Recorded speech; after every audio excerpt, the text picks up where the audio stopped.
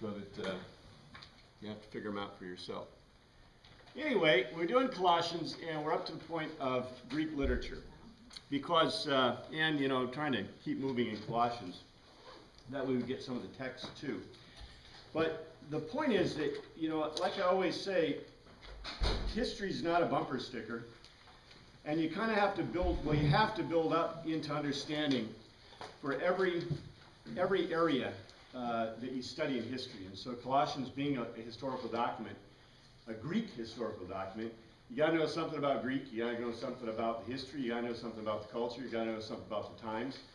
And if you don't really understand these concepts well, you're going to have a real problem understanding the document. I mean, you should figure that out, right? Most of the time, well, the proof is in the pudding. What is the most typical type of historical document that we see, typically? What did you study in school? Textbook. A history textbook, right? Yeah. Is that a primary source document? No. It's what kind of source document? They may quote primary sources in it, but you're not looking at it. Yeah, they might quote the source, but they're almost always tertiary documents, right? But why do they quote, what do they do when they quote the sources? What do they do with that? Spin. They do what? Well, they may put a spin, but they put it in context, right? That's the point.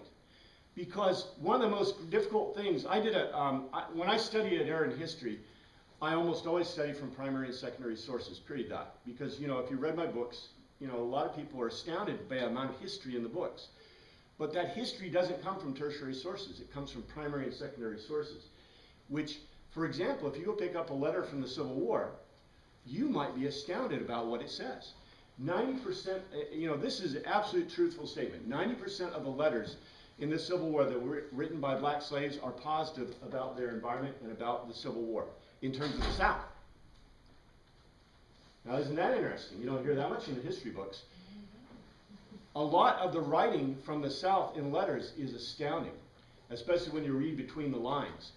But because we tend to get tertiary documents in our history, we don't really see the total context of what's going on. And I'm not saying that, you know, the slaves were benefited by the slavery, that's quite negative. But their attitudes toward it are a very interesting historical footnote, right? And that would be great to study, because, you know, a people under, for example, duress, or people under slavery generally don't revolt. Remember the children of Israel? Right? What did they want to do? Stick around in Egypt forever, right? And they even got irritated when they left. So it's very important for us to note in history the context of the history, because without the context, it's meaningless. Those slave letters, for example, within history in the context of the Civil War would be meaningless without the context of the culture and the times. And that's my point. So as we study the context, let's look at first some words of the day, and we'll apply them. This word we've got to always remember. M-U-S-T-E-R-I-O-N, mysterion. Mysterion does not mean mystery or secrets. Please get that out of your vocabulary. It comes from muo in Greek, which means to shut the mouth. It literally, if you want to put a word or phrase in for mysterion, put in the silence during the initiation of the silence imposed during the initiation ceremony. If you want to be most precise, just put in mysterion, because mysterion is like Baptist, Lutheran, Catholic, Muslim, Hindu. It is a religion. It indicates a body or group of religions. A-P-H-E-S-I-N. Aphesin. Aphesis is the basic word. Aphesin, aphesis. It means, this is an important word, and we'll see it in Colossians in the section that we're going to look at today. It means literally to put something off or away. It is translated specifically freedom, but it means to send forth, or can mean to put away.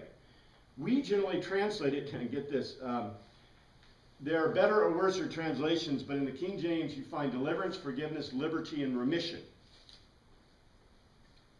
Now, if you stuck all those words together, you might get an idea of what it means. But wow, You know, this is what I talk about all the time, about words that many times are translated in multiple fashion or different fashion. Very interesting word. Apollutrosin.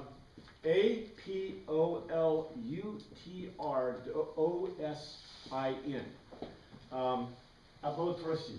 Apollutrosin. Did I say that right? Apollutrosin. Apollutrosin. And by the way, I should explain this. This is really cool. In reading Greek, if you want to try to read ancient Greek and pronounce it correctly in ancient terms, these are accents. They're not changes in the sound of the vowels. Accents do tend to change the sound of the vowels, but this means that the accent falls in a Greek word on those vowels. And it's always on the vowel. The Greek pronunciation always sounds on a vowel. Apollutrosis is very similar to this word, but has a different basis. It means literally to loosen away, to loose away. But it is in Greek a ransom for redemption. In other words, this is what you pay to a kidnapper, literally to a kidnapper. So it means a ransom in full. In Greek, in King James, we translate deliverance or redemption. Isn't it funny that this word is translated redemption or deliverance, and this is translated deliverance also? Pick a word and use the same translation. This means ransom. Literally, money is passed hands, or something is passed hands to let you free. We'll talk about pardon, which really fits it. This one, I don't know if this word's in Colossians, but I had it in my notes, and I wanted to leave it with you because I love this word. D-O-R-O-N, doron. This is a word, whenever you find gift, especially in Paul's writings, this is a word that's used. The reason I want to put it up for you is because a doron is a sacrificial gift, and only means a sacrificial gift. So when it says you're redeemed in Christ, or that Christ is a gift, let's see, how's that word go? Where's by the gift of God? It's doron. The gift of God is a sacrifice. It's a sacrificial gift. And so that's why the word is so cool, because it is a sacred word in Greek.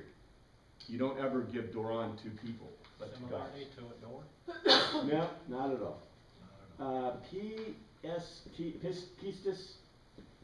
Pistis. The reason I want to keep reminding you of this word is because Paul uses it all the time. But pistis, just to remind you, means to convince. To convince by argument, true or false, by analogy, to pacify, reflex, passive, to assent, to evidence or authority, persuasion. The reason this word is so important is because this word is translated, King James and NIV, assurance, belief, faith, and fidelity. This is a word that we translate faith. Now, I don't know if most of you, I don't consider faith equal to convincing of an argument. Do you? In English, faith is completely different than convincing of an argument. But that's what this word in Greek means. And anytime you see the word faith or belief in Greek, it's either pistis or pisteo. Same word, right? One is a noun, one is a verb. The point is that it means to be convinced of an argument. And why that's important, we're going to find out as we look at Greek literature. This word, A-E, and the reason I gave you this word, eros, is because, remember last week, one of the words of the day, I wanted to include it in this, but I didn't, pneuma. Remember, pneuma is a voluntary breath, literally, but it also has a spiritual meaning in Greek. This is an involuntary breath. Literally, and I gave you the definition here, the straight definition, air meaning to breathe unconsciously, to respire, by analogy to blow. This does not mean, isn't that wild that the Greeks have a word for an involuntary breath and a voluntary breath? How important is that in their culture?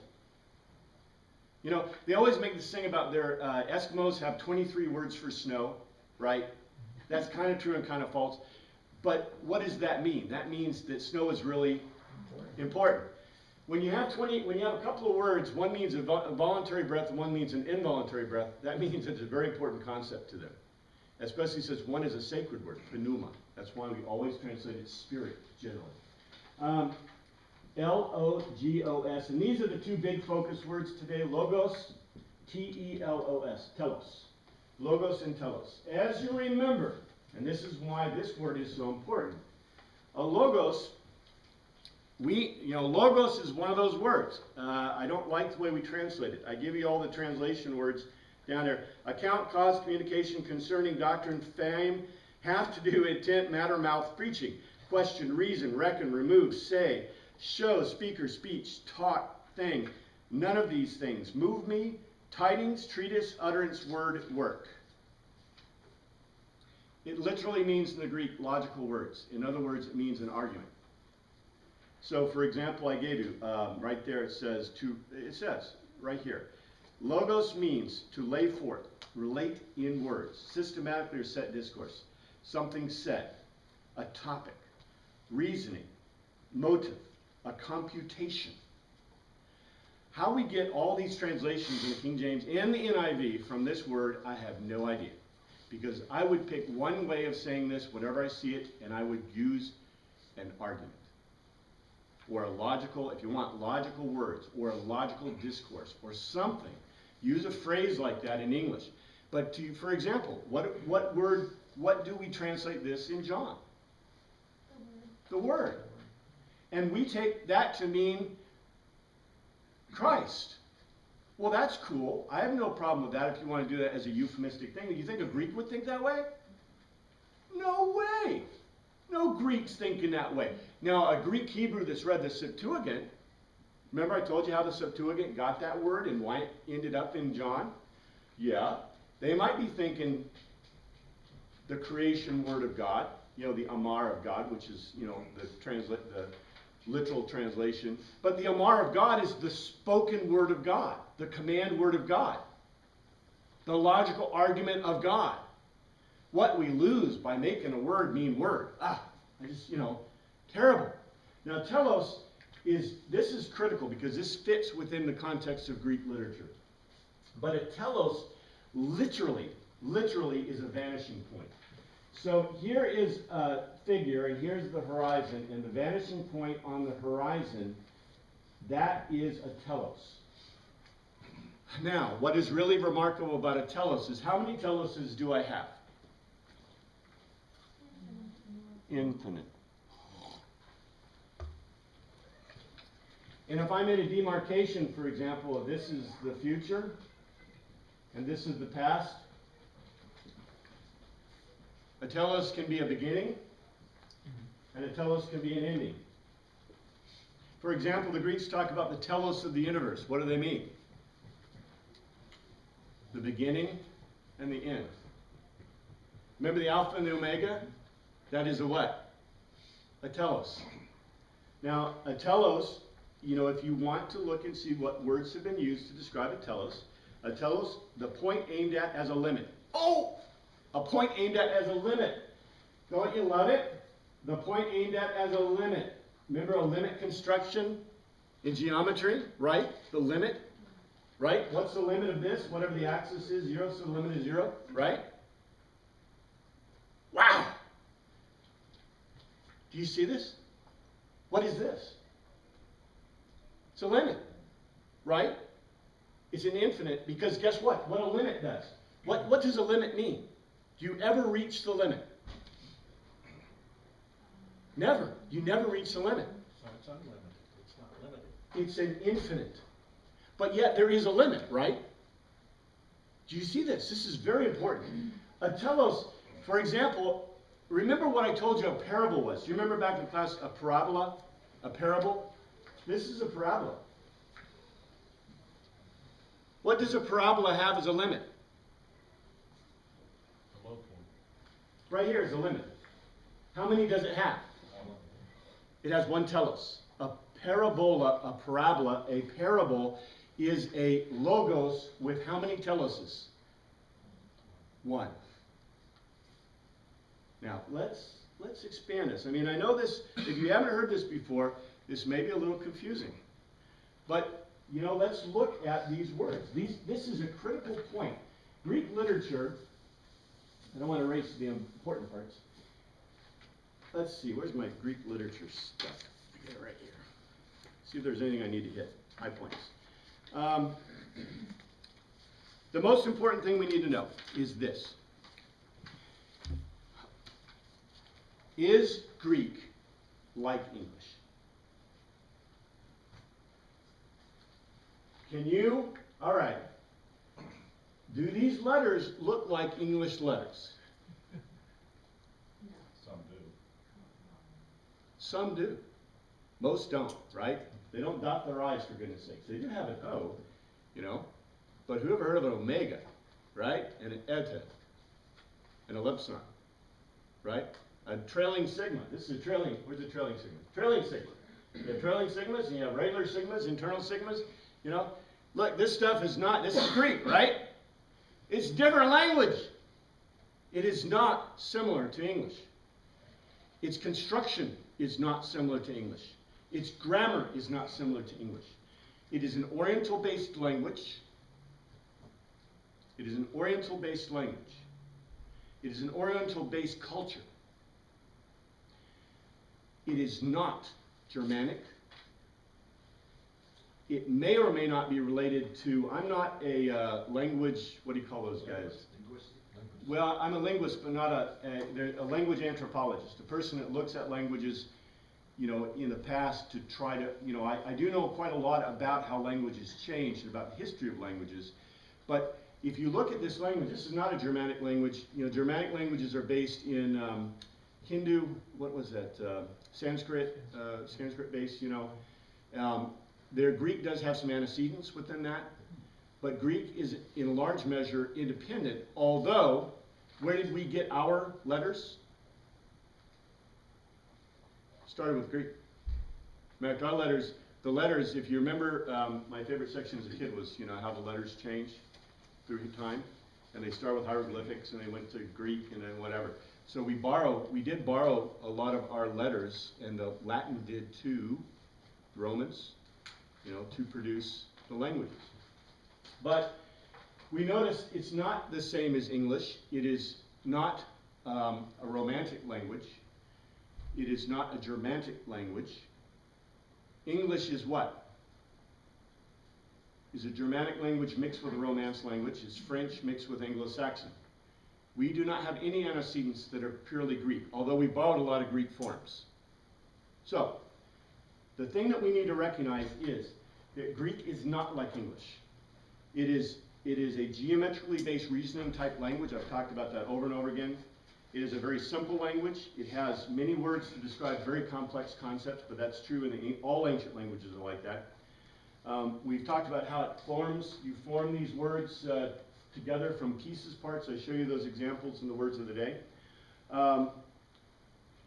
The words typically have very singular meanings, and that's what I keep getting at all the time. They have very singular meanings. So, for example, you have, 8 words for say and said, types of words. You have 6 words for love and like. You have 10 words for assembly plus. We don't know exactly how many. We have, haven't even documented them all. It is very different than most modern languages. It is very different than most languages we're used to. It's a very concrete-based language. And so, what we take away from that is, and we've already described a lot of the, functional type things about the ancient language.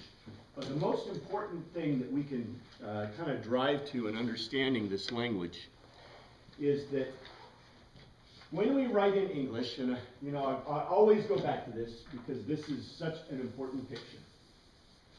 When we write in English, what's the form of the writing? Internal body.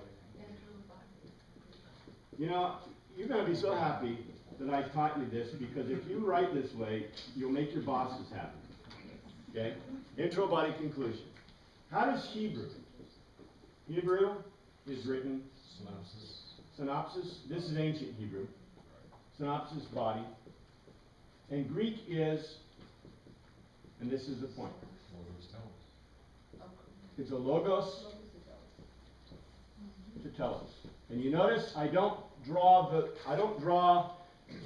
logos, meaning it is a logical argument, and I don't put telos at the end, because why? There can be an infinite telos. A telos is not A telos is not a conclusion. It can be a conclusion, but it is not, that's not the best way to translate it. So I want you to always remember that a telos is not exactly the draw of the conclusion. And I want to mention this very important point. Aesop's fables are logos to telos constructions.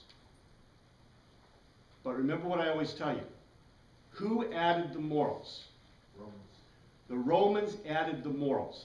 A Greek would never ever, the original Aesop's fables in Greeks do not have any morals attached to them. Why? Should be obvious. They are supposed to be obvious because what is an Aesop's fable? It's a logos, and the telos is not stated. That's the point. In Greek literature, you never state the telos. You're never supposed to state the telos. So if you remember back to the Socratic dialogues, weren't you forced to read those? You should read my translations because they're really fun to read. But the translations that you usually had to read were horrible, weren't they? But what was the point? What would always irritate you? What would you always ask your professor? What does it mean? What's the point? What's it mean? What's the conclusion? And many times he'd scratch his head and not be able to tell you. That means he didn't understand Greek literature very well. Because the point is that the telos is supposed to be obvious from the argument. But it's not stated. And so therefore, as we approach Colossians as Greek literature, what should we expect to see? Is there going to be a stated conclusion? There should be a stated argument. And that's something we can look for in the text. We'll try to find it. Many times it's going to hide. And the reason it hides is because if we write, okay, modern translators, okay, I hope they're really smart, all right, but sometimes I get irritated at them. When were the verses added? 1200 AD. When were the chapters added? About 800 AD. Okay? There were no chapters or verses. Was there punctuation? Was there sentences? Was there paragraphs? So when a modern writer, when a modern translator gets a hold of this stuff, what are they doing?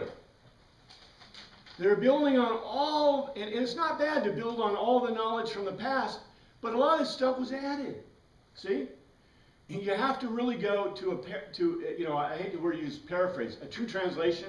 New English translation is a true translation. Accuracy, it still has a little bit to be desired, but it's one of the best there is because it's really a true translation. The New English.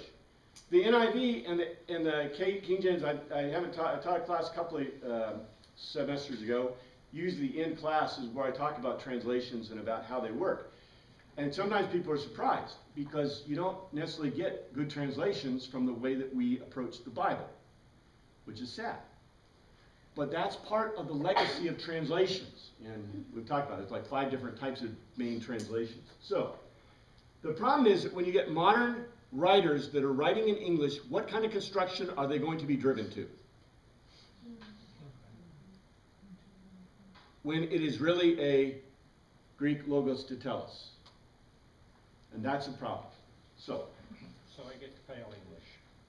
you get to fail English. Yes, if you're writing a logos to telos, you probably will fail your English class. But let me talk about a little bit. So now we have kind of focus. This is a point. We're going to look for logos to telos. Whenever you read ancient Greek documents, by the way, all the New Testament documents are ancient Greek documents. This is how you want to approach it. It's logos to telos. And so we always do that. But to get that, let's look a little bit more at the historical context. And I really hope to get through the verses so we get to the full historical context because I put it on the bottom of your page because that is historical context. So let's talk about this. Who were the people of the ecclesia? The ecclesia, the called out. Remember, the ecclesia is the called out. What are they called out of? The synagogue. They're called out of the synagogue. So the synagogue meets on the Shabbat, which is Saturday. When does the ecclesia meet? On Sunday. The called out ones, well, they meet on Shabbat and, right? Isn't this a neat idea? And in that group we have Jews, right? And we have Gentiles. And in the Jews and the Gentiles, remember we have the God-fearers, those who are in Pharisaic training, we have the proselytes at the gates, and we have the Jewish converts. So you have the Jews and the Gentiles. And of this group, they are all part of the ecclesia, right? Because the ecclesia, after Acts, lets you in if you do what? What do you got to do to be a Gentile and be part of that ecclesia? You don't have to be circumcised. You just have to have the mikvah bath, right? That's the important point.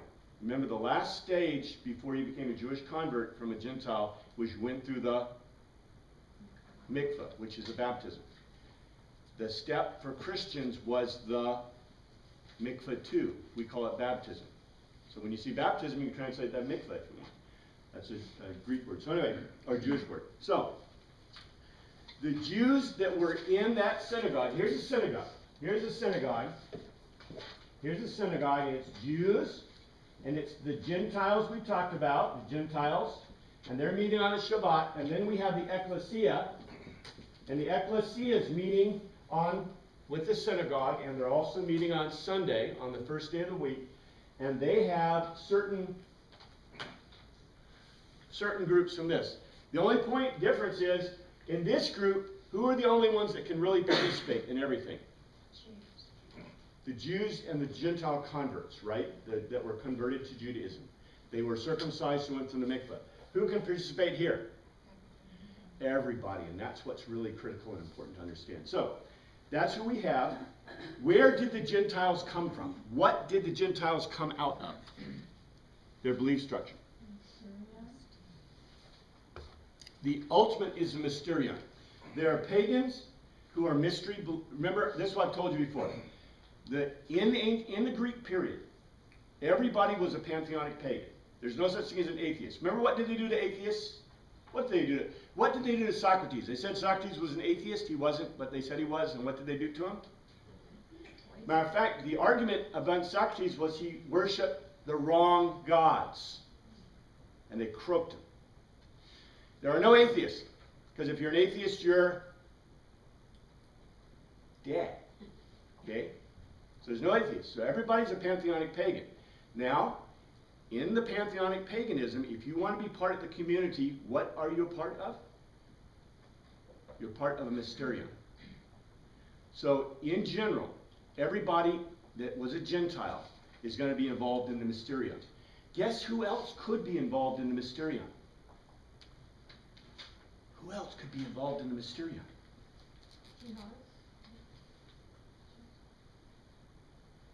Part of the mysterion, did you see my notes? I know we can't see that back here, it's green. Oh, sorry. I'll make something darker. I was going to use some red. I'm trying to set it apart. If you look at, for example, you go down to my list of mysterion features, mysterion common to mystery religions. Vesting of the robe of the deity. Oh, and I should have moved that over. No class distinctions, nationality, race, or economic, social position, men or women. Guess what you could be and be part of the mysterion? Be a woman, a slave, a Jew. Remember what Paul, do you remember when we studied Matthew? What did Jesus keep telling them in the Sermon on the Mount not to do? Do you remember? I emphasized it over and over again. He said it over and over again. Remember, don't hide your light under